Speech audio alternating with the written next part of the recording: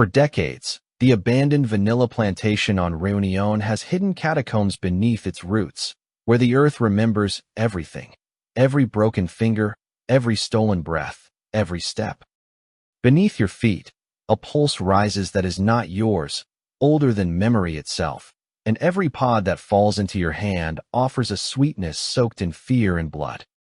The flavor gleams on the tongue before curdling into ash, leaving a hollow weight in the chest, a reminder that no one ever truly leaves this soil. Those who venture deeper feel the pressure of shadows, the damp air, and something breathing with them, testing whether they are willing to pay. The plantation had been abandoned for decades, yet the vines grew thicker with each passing year, wrapping themselves around crumbling walls and broken beams like the fingers of the dead, curling into every crack and crevice with deliberate persistence. Stalks of vanilla hung heavy in the humid air, their pods swollen and darkened, releasing a sweetness that was too sharp, too precise, almost as if the scent carried a memory not meant for the living. Each morning the dew coated the leaves in a viscous layer, shimmering faintly in the pale light as though the moisture itself was aware of the bodies that had once tended this soil, each drop an echo of labor, of exhaustion, of pain pressed into the earth and absorbed, layer by layer, into the roots. The ground beneath the warehouses throbbed softly, a low, irregular pulse that vibrated through the soles of anyone who dared step upon it, subtle at first, then insistent, like the heartbeat of something ancient and watchful, reminding intruders that the soil held accounts that could not be erased. Moss coated the floorboards in thick, spongy layers, emitting a scent of decay that clung to skin and hair, blending with the metallic tang that rose from the damp stone foundations, a smell that spoke of blood long soaked into the earth. The air was heavy, saturated with heat, moisture, and the faint metallic undercurrent of something older, something that had fed on the living and learned to wait. Sunlight pierced the canopy of overgrown trees only in shards, falling in fractured beams that illuminated the rot and the green-tinged shadows of forgotten rooms, the rafters sagging under the weight of years, each one whispering, as if the plantation itself exhaled, an organism made from stone and vine, sweat and loss. The buildings leaned inward as if in prayer or in grief, their windows darkened and blank, yet within their frames the reflection of the vines writhed, moving with a rhythm that no wind could explain, the shadows twisting as though alive, reaching toward those who lingered too long. Occasionally, a pod fell from a stalk without sound, splitting open on the floor to reveal seeds glimmering faintly in the dim light, each one containing the sickly, sharp perfume of fear pressed into flesh, of labor forgotten but remembered, a sweetness forged from suffering and sunlight in equal measure.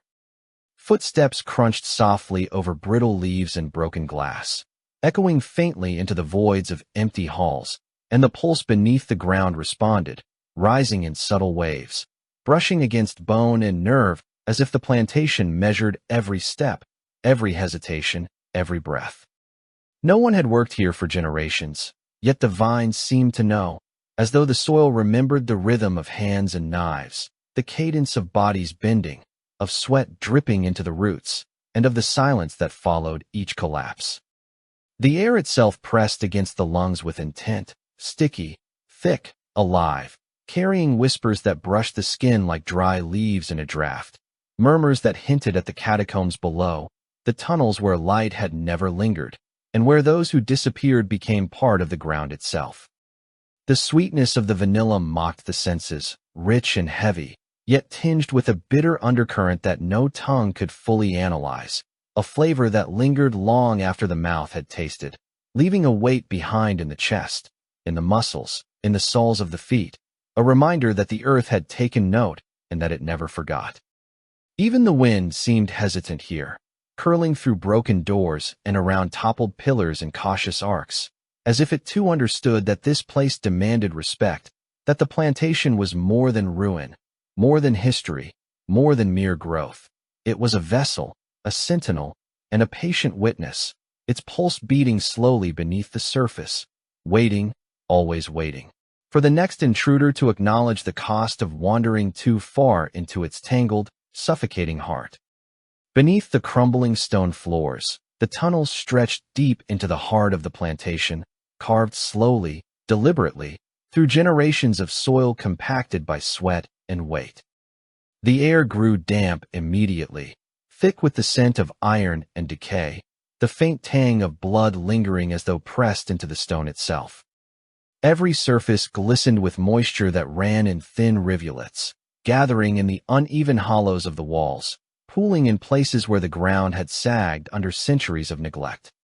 Stale air pressed against the lungs, heavy, almost viscous, carrying with it the sound of water dripping, echoing irregularly, and the faint, metallic hum of some machinery long silenced, but remembered.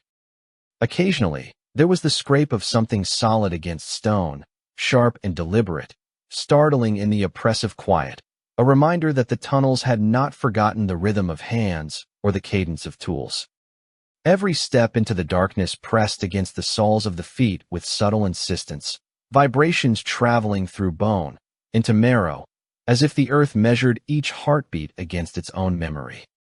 Shadows clung to every corner, thick and shapeless, sometimes pooling into forms that suggested bodies crouched or kneeling, though the eyes saw only the void. The ground was uneven, swollen in places, sinking in others, as though the catacombs themselves breathed slowly, inhaling and exhaling centuries of labor and despair. The smell of damp earth mingled with something sweeter and more unsettling, the faint, cloying aroma of vanilla that had seeped downward through cracks in the floorboards, carrying the taste of labor pressed into the soil, a sweetness sharpened by fear and fatigue. The walls were marked with tiny grooves, not uniform, but precise in a way that suggested intention, like the faintest fingerprints left by hands that had scraped, clawed, or fallen here, their presence recorded in the porous stone.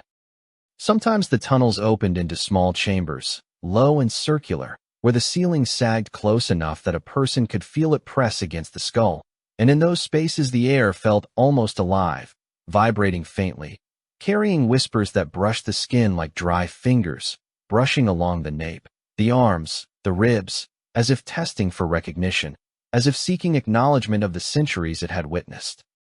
The further one walked, the warmer the soil became, radiating a heat that pressed upward through shoes and socks, reaching through flesh to bone, subtle at first, then unmistakable, like the pulse of a hidden engine. Dust stirred in the faint currents of air, clinging to hair, eyebrows, and eyelids, carrying with it the scent of sweat and old iron, of bodies broken and forgotten, pressed into the earth to feed not merely the soil but the rhythm of the tunnels themselves. Sometimes, small shapes moved at the edges of vision, curled forms, shifting just beyond clear perception, and the mind could not tell if they were real or the echo of memory, yet the pulse beneath the feet confirmed that the tunnels themselves had been watching all along.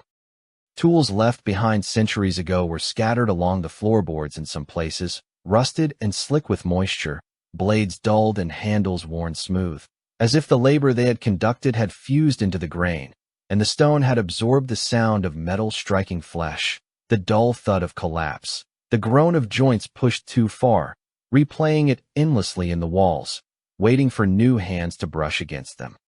In the narrow corridors, the ceiling often lowered to the point that breathing became conscious labor, every inhalation heavy and deliberate, and the air thickened with the memory of every gasping breath that had been drawn in the tunnels, every struggle pressed into the stone, until the very oxygen seemed to weigh upon the chest.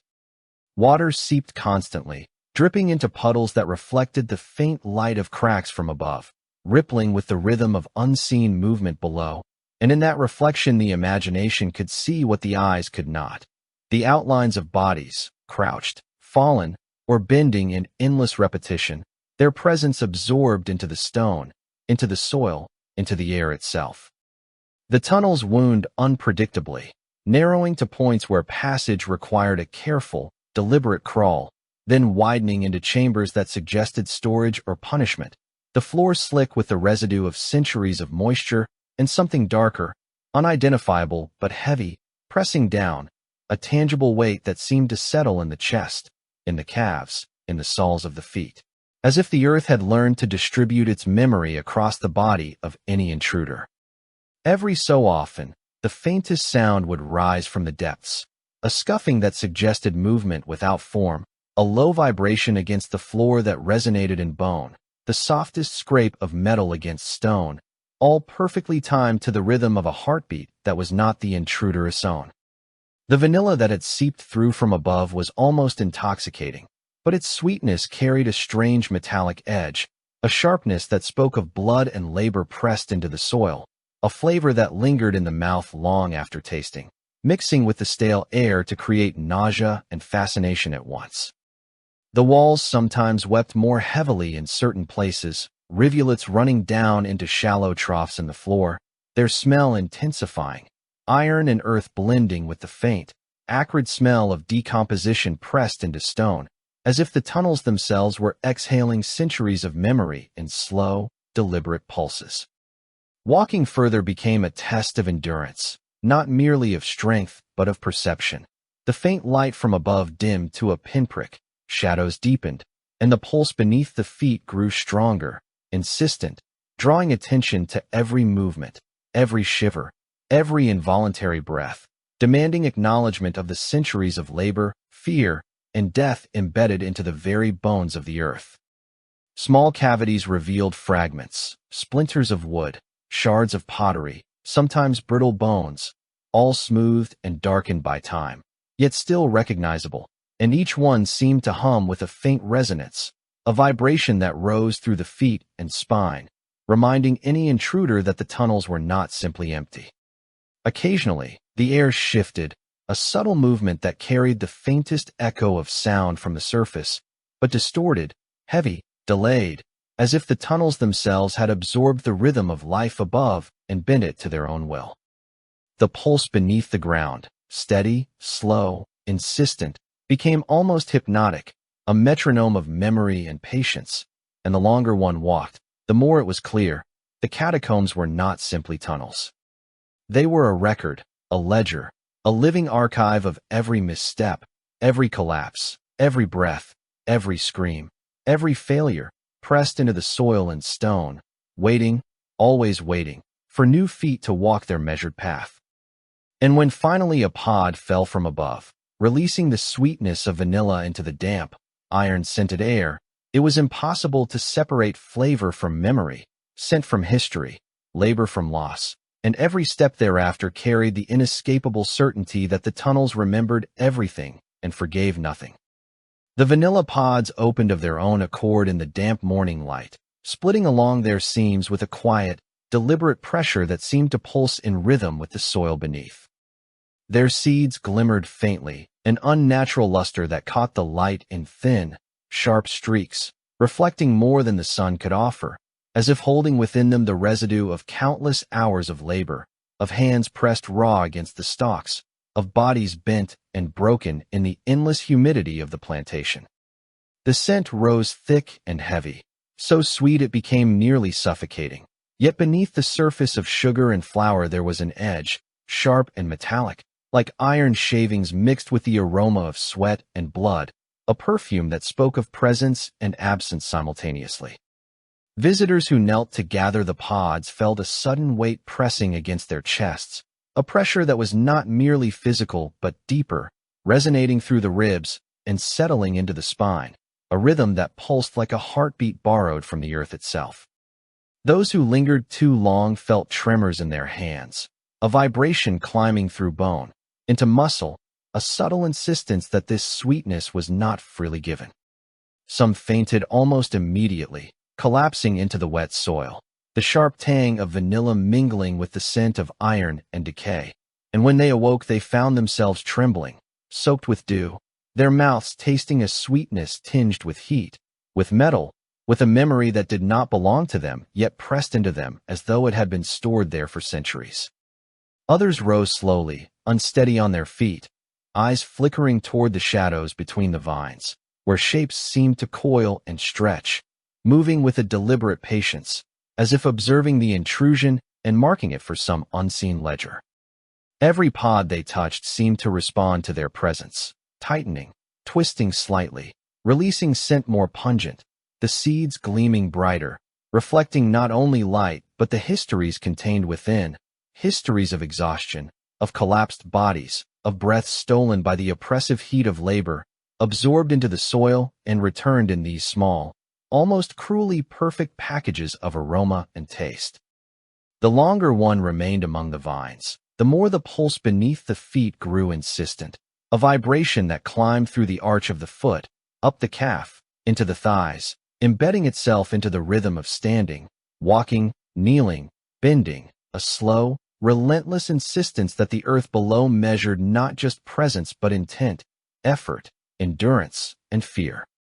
The air carried not only the perfume of vanilla but the faintest echoes of whispers, sounds like the brushing of clothing against stone, the quiet sigh of a breath drawn too heavily, the muted scrape of tools against hardened soil, as though the tunnels beneath the plantation were speaking in a language older than words, telling the living that the sweetness above was bound to the suffering below. Some reached for pods instinctively, driven by curiosity, hunger, or desire, only to recoil as the sweetness became almost unbearable, searing on the tongue, curling against the throat, a flavor simultaneously luscious and repulsive, infused with something that could not be named yet left a residue in the mouth, the chest, the limbs, an echo of every hand that had once pressed, pulled, or failed in these corridors of vine and stone. Occasionally, a pod would fall unbidden, splitting on the ground with a soft crack, releasing a richer, darker scent, one that carried with it the metallic sharpness of iron, the bitter tang of heat, the lingering weight of absence. Those who dared to taste these fallen seeds felt a strange lightness and heaviness at once, as if part of them were lifted from the soil while another part sank deeper into its memory, entwined with the pulse beneath the floorboards, entwined with the tunnels that threaded through the plantation like veins. Shadows between the vines shifted with the subtle movement of air and something unseen, brushing against ankles, knees, thighs, testing the boundaries of comfort, testing the resolve of those who knelt, pressing the chest, tugging lightly at the spine, as if to measure the willingness of the living to trade their presence for the forbidden sweetness. Some visitors described hearing a faint hum beneath the earth, a vibration that seemed to correspond with the opening of each pod, rising and falling like the rhythm of unseen lungs, the sound felt rather than heard, resonating in bone, in sinew, in the soles of feet pressed to damp soil, a resonance that did not relent and did not forgive. As the morning stretched on, the pods continued to open, more numerous than could be accounted for, seeds glimmering, scent thickening, the metallic edge sharpening, the pulse beneath the feet steady, insistent, almost sentient in its calculation. It was clear that the sweetness was not given freely. Every pod contained an accounting of labor, of absence, of those who had vanished into the catacombs below, each flavor, each glint of seed, a ledger of endurance and exhaustion pressed into the soil. The air grew heavier with each breath, laden with scent and sound and vibration, until standing became a conscious effort, until every step, every motion, every inhalation was measured against the pulse that rose from beneath, insistent and patient. And when someone dared to lift a pod fully into hand, feeling its weight, tasting its brilliance, it was impossible to separate pleasure from dread, sweetness from history, light from shadow, the living from those who had long since disappeared into the catacombs, leaving only memory pressed into the earth, released into the vanilla, and returned, unbearable and exquisite, with every heartbeat that echoed through the souls of those who remained. Time moved differently below the plantation. Hours bled into days as the tunnels stretched and coiled beneath the earth, widening and narrowing without warning, their walls slick with moisture, slick with something older than water, darker than soil, something that smelled of sweat, iron, and decay pressed into stone for generations. Light from the surface penetrated in fractured shards, thin lines cutting through the darkness like knives, yet even those slivers of illumination seemed absorbed quickly, swallowed by the twisting corridors, leaving the deeper chambers perpetually dim, as if the earth itself desired the cover of shadow.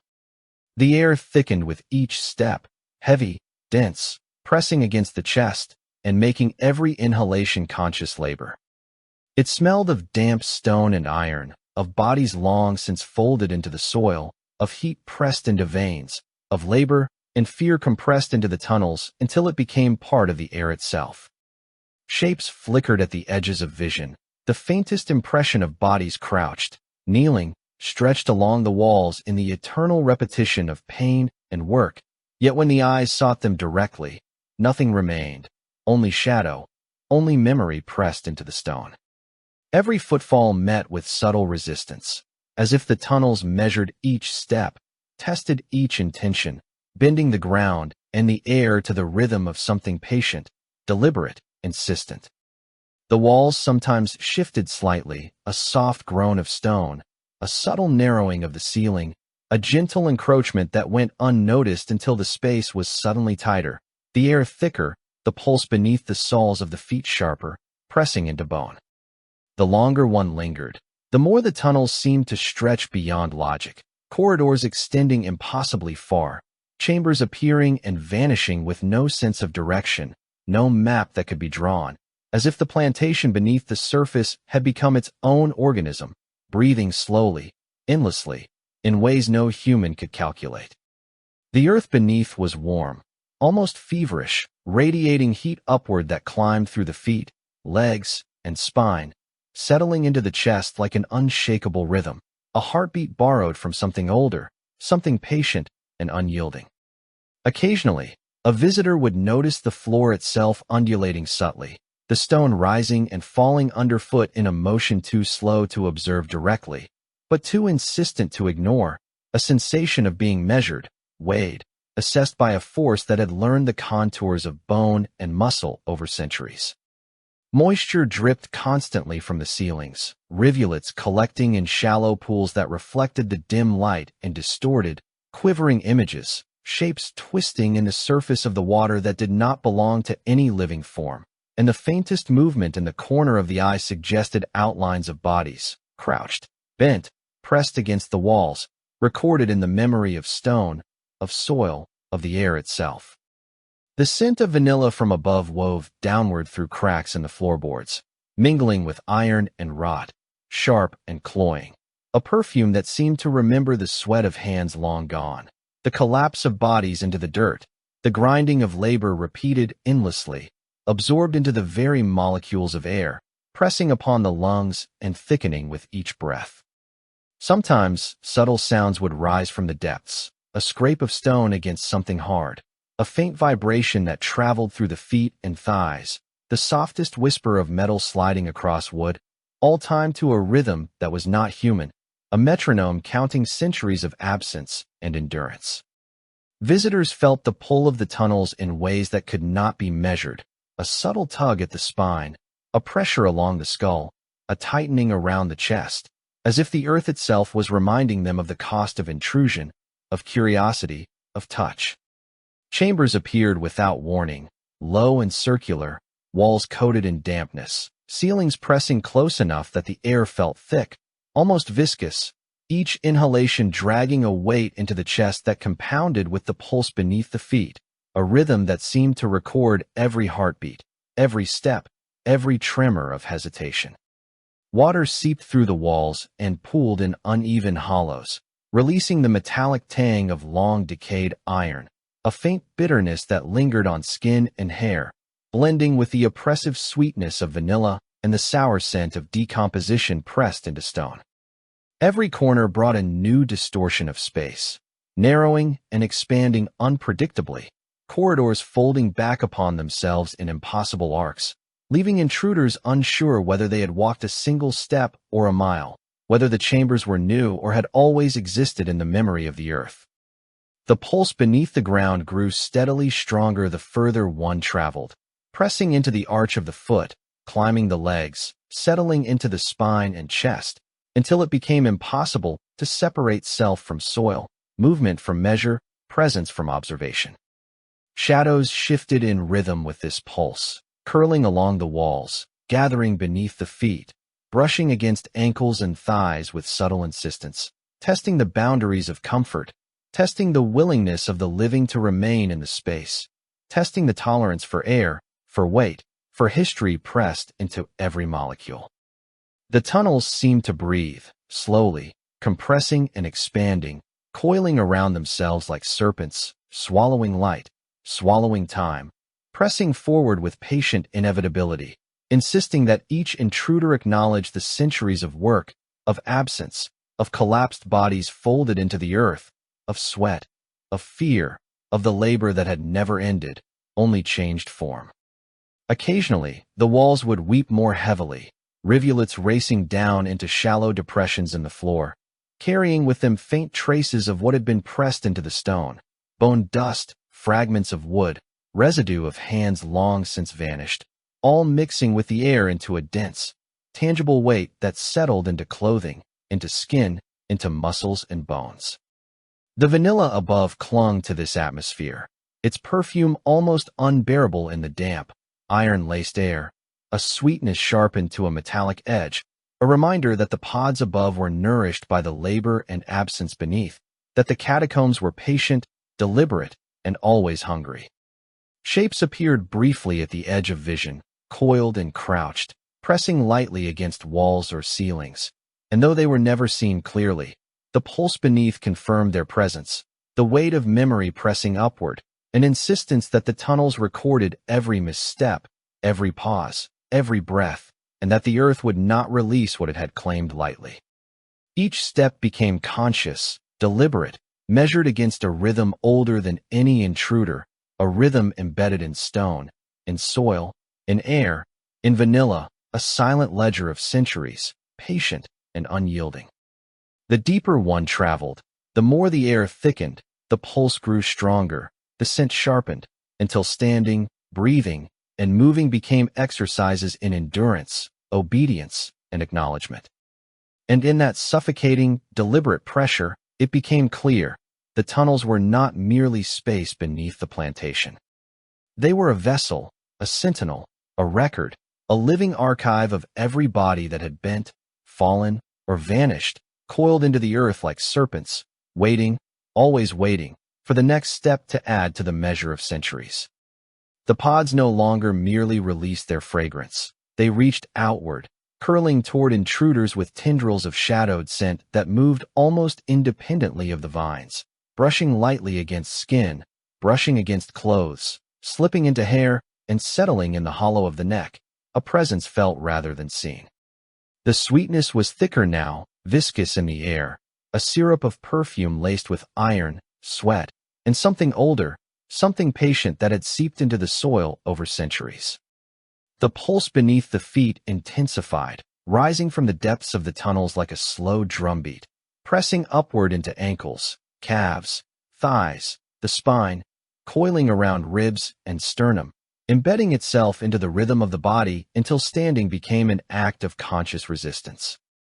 Those who dared touch the vines reported an immediate, undeniable tug, a subtle resistance that seemed to measure the strength of their intention, the weight of their curiosity, the steadiness of their fear, as if the earth beneath had learned the shape of every human hand, every bending body, every tremor of hesitation. Each step further down the tunnels was a silent wager, a contract drafted without words, signed in pulse and scent, in the tension of muscles and the hold of breath. The earth did not offer its sweetness freely. It took carefully, it calculated, it collected the living as precisely as it had collected the dead, folding absence into presence, memory into substance, fear into flavor. The walls wept moisture constantly, streaks of water carrying the faintest tang of rust, of old iron dissolved into stone, of bodies long vanished yet lingering as residue in the stone and soil alike. Occasionally, shapes pressed briefly against the edges of vision, crouched, coiled, leaning just beyond the corner of the eye, a presence so subtle it was almost polite, almost tentative, yet insistent enough to unnerve, to make knees weaken, to make the chest tighten, to make sweat bead on skin even in the relative cool of shadowed corridors.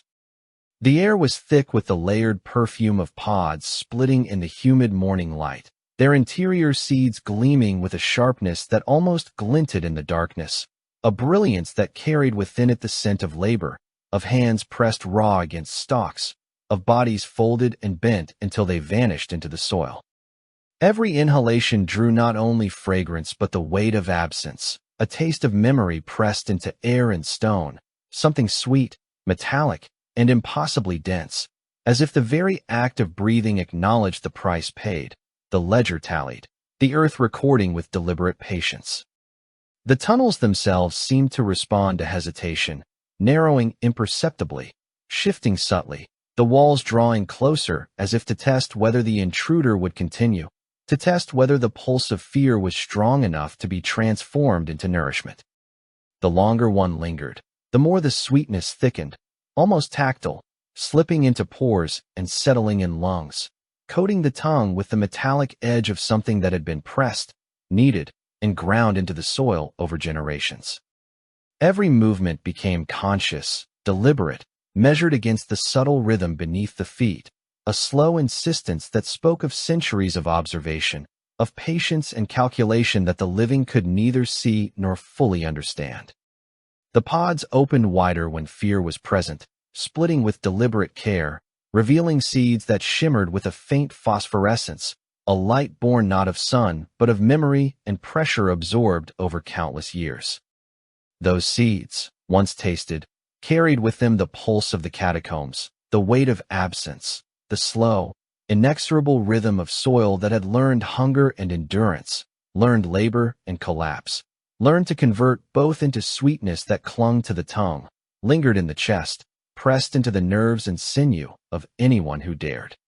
Shadows lengthened in the corners, reaching slightly further as if drawn by the scent, by the pulse, by the subtle vibrations transmitted through the feet, climbing, coiling, pressing into awareness with a patient, deliberate force. The walls sometimes exhaled moisture in a heavier, warmer pulse, a breath felt more than heard, rising through the soles of feet into the spine, mingling with the scent of pods and earth, mingling with the memory embedded in stone, pressing bodies against themselves, measuring, weighing, recording.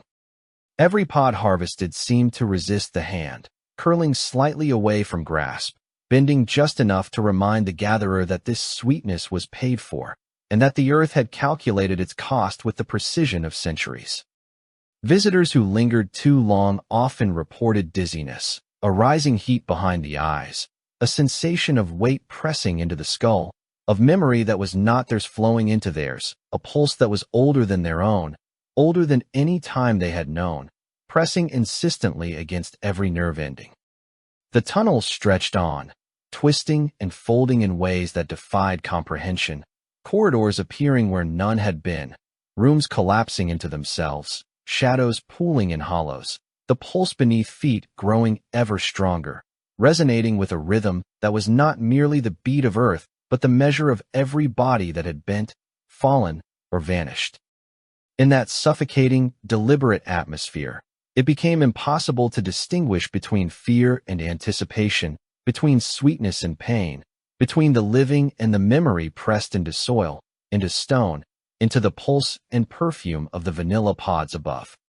The earth took nothing at random. It collected the living, measured their fear, folded it into the sweetness, pressed it into every pod, every seed, every glimmer of light, until the air itself seemed a ledger of labor, absence, and payment, an accounting impossible to refuse, impossible to escape, an understanding that had been taught slowly, patiently, across centuries, beneath the vines, beneath the soil, beneath the ever-watchful pulse of the catacombs.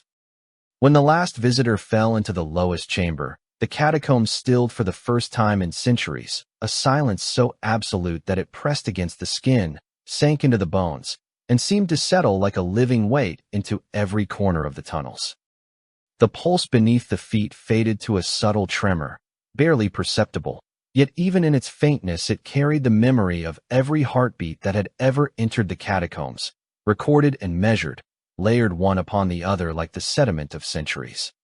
The walls no longer wept in the same rhythm. Moisture clung lightly to stone, the iron tang subdued, the odor of labor and sweat almost absent, yet the faintest hint of decay lingered in the air, a reminder that nothing had ever truly left. Above, the vines twisted more loosely, curling gently around broken beams and fractured stone, their movements slower, almost meditative, as if the plantation itself had exhaled and now awaited the return of breath from some distant horizon. The vanilla pods, untouched by human hand, glowed brighter than they ever had, their skins taut, smooth, shining with an almost white luminescence that seemed impossible in the humid air, their seeds clustered tightly within, tiny prisms of flavor so precise that they reflected the dim light in sharp, fractured rays. Their scent was overwhelming, richer and more complex than any perfumer could hope to capture, a sweetness laced with the faint metallic memory of iron and the distant tang of blood, the smell of labor folded into flesh and earth until it became inseparable from the pods themselves. Those who had survived the tunnels, or those who had lingered too long in the upper warehouses, could feel the reach of that sweetness, and some swore it pressed against the skin, entered the pores, settled in the chest, dragging a heartbeat that was not theirs with it, a rhythm older than any human life, slow, patient, and insistent. When one dared to bite into a pod, the first impression was sweetness, almost intoxicating, a flavor that lingered on the tongue, creamy and rich, yet beneath it there was a subtle shift, a curdling, a metallic undertone, and before the full experience could register, the taste collapsed into ash, dry and bitter, leaving the mouth empty, hollow, and aware of the cost pressed into every seed. The tunnels beneath responded instantly, though silently. They contracted without sound, folding inward, collapsing onto themselves in ways that could not be mapped, chambers closing, corridors shortening, passages curling into impossibility, the pulse ceasing, the walls pressing together as if the earth itself had drawn a deep, deliberate breath and then held it, patient, unyielding, waiting for the next disturbance. Dust rose from the floors and moats that floated like suspended memory, reflecting the dim glow from above, the fine particles carrying the scent of centuries, sweat, iron, decay, vanilla, labor, and absence intertwined until it was impossible to separate one from another. Time became unmeasurable. The day outside the plantations passed as it would have in normal measure, but inside, the silence held, thick and heavy, the air so dense with history and absence that even the faintest movement felt amplified, a whisper echoing for decades before dissolving. The stone remembered everything, every hand that had slipped, every body that had collapsed, every exhalation of fear pressed into the walls like fingerprints in cement, every bend of muscle and spine accounted for, layered into the architecture of the tunnels until the catacombs themselves seemed sentient, aware of the absence, aware of the stillness, aware of the finality of the last fall. Above ground, the plantation appeared untouched, deceptively alive in its decay. Vines hung thick over collapsed warehouses, their green glossy leaves pressing into one another with unnatural weight, and the pods glistened in the light, flawless, untouched by ash or soil, their luminescence intact, perfect, inviting.